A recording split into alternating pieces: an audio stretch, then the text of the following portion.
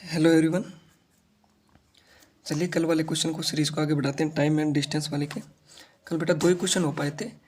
मैंने तीसरा करवा तो दिया था लेकिन देखा नहीं था कि वीडियो बंद हो गई थी, ठीक है, मेमोरी की वजह से। तो मेरे 2 ही हो पाए थे क्वेश्चन। तीसरा मैंने सोल्व तो करवा दिया था, ठीक है। देख लेते हैं इसको, आज दोबारा से देख लेते हैं, ठीक है, और फिर आगे की क्वेश्चन करेंगे, ठीक है। तो पहला कंसेप्ट चल रहा है अपना कंसेप्ट, और उससे बेसिस जो भी क्वेश्चन है वो चल रहे हैं, ठीक है। फिर उसके बाद रिलेटिव स्पीड और बोट एंड स्ट्रीम वाले लेंगे, ठीक है।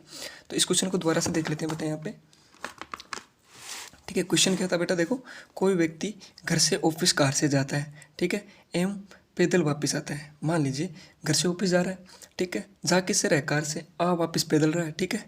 तब उसे इतना टाइम लगता है, ठीक है। तो ठीक है, और यदि दोनों तरफ कार से जाए तो उसे 3 घंटे का समय लगता है। तो दोनों तरफ पैदल यात्रा करने में कितना समय लगेगा, ठीक है। क्या बोल रहा है कि कभी तो बोल रहा है कि वो पैदल जा रहा है और आ वापस कार से रहा है, और कभी बोल रहा है कि दोनों तरफ कार से जा रहा है। अब इस क्वेश्चन में देखने से क्या पता चल रहा है कि बेटा दूरी समान है, डिस्टेंस समान है, कि घर से ऑफिस की दूरी तो समान रहेगी ना। भी वो घर से जा रहा है ऑफिस और ऑफिस से वापस आ रहा है, पैदल आ रहा है, कार आ रहा है, चाहे बस से जा रहा है, किसी से जा रहा है, लेकिन अपने को एक चीज़ देखने को मिल गई कि दोनों के बीच की दूरी क्या है बेटा, समान ही है ना। बस उसी को अलग अलग तरीके से वो मतलब तय कर रहा है, ठीक है। तो अलग अलग स्पीड से तय कर रहा है। जैसे पैदल चलेगा तो स्पीड कम होगी, कार से जाएगा तो कम होगी, ज़्यादा होगी, ठीक है। तो चलिए इस क्वेश्चन को किस प्रकार से करते हैं देखते हैं। मान लेता हूँ मैं, पहले कंसेप्ट से करेंगे फिर सीधा करके देखेंगे, ठीक है। अपने को सीधा करना है, ठीक है। पहले कंसेप्ट से करके देख लेते हैं।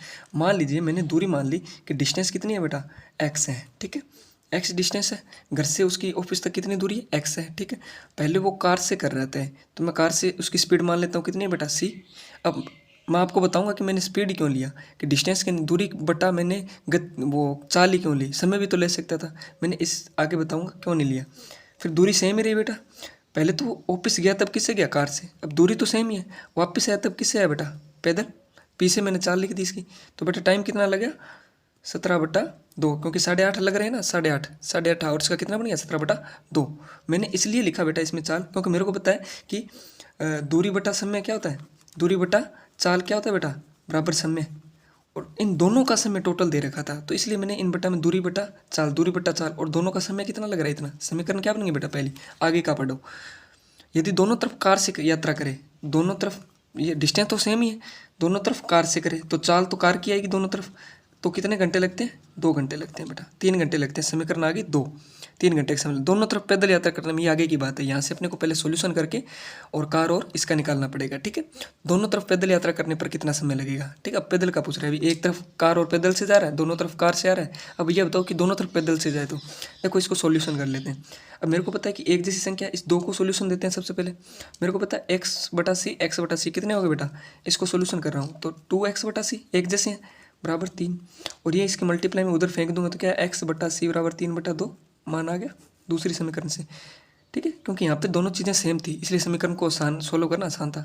अब ये मैं मान पहले में रख दूँ क्योंकि मेरे को लग रहा है x/c यहाँ पे है, ठीक है, और इसका मान निकल जाएगा। फिर मैंने x/c का मान यहाँ रखा पहली समीकरण में। x/c कितना बेटा, 3/2 प्लस में x/p बराबर कितना आया, 17/2, ठीक है। अब x/p को तो यहीं रखेंगे, ये प्लस का है तो उधर लेके जाएंगे तो माइनस का 3/2। अब इसको सोल्यूशन करेंगे तो बेटा कितना आएगा, एलसीएम लेंगे तो 14/2 मतलब कितना आया, 7 है। अब मेरे को बताओ इसका मतलब क्या है x/p का, कि कोई डिस्टेंस है उसको किससे दूरी, अब अपन लोगों ने क्या, कोई डिस्टेंस थी उसको किससे माप रहा था, कार से, और कोई डिस्टेंस थी उसको किससे माप रहा था, पैदल से।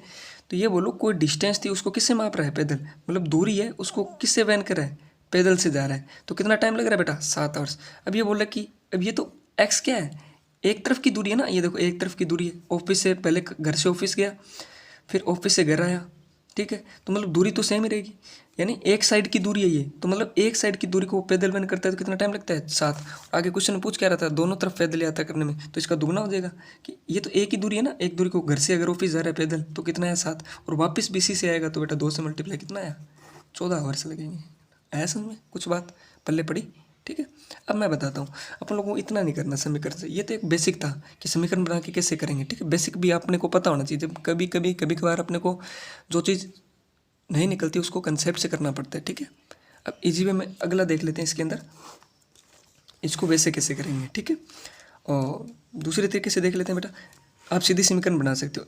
एक तरफ कार से जा रहा है, दूसरी तरफ पैदल, कितना टाइम लग रहा है, 17/2, और दूसरे में बोल रहा है दोनों तरफ कार से जाए, तो कितना टाइम लग रहा है 3 आवर्स।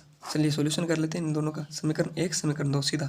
इसमें डिस्टेंस, अब आप बोलोगे सर इसमें उसने डिस्टेंस क्यों नहीं ली, क्योंकि इसमें दोनों में बेटा डिस्टेंस सेम है, इसलिए अपन लोगों इसको सीधा भी कर सकते हैं। ठीक है, इसको सोल्यूशन करते हैं बेटा इस 2 को, कितना है 2c = 3, c = 3/2।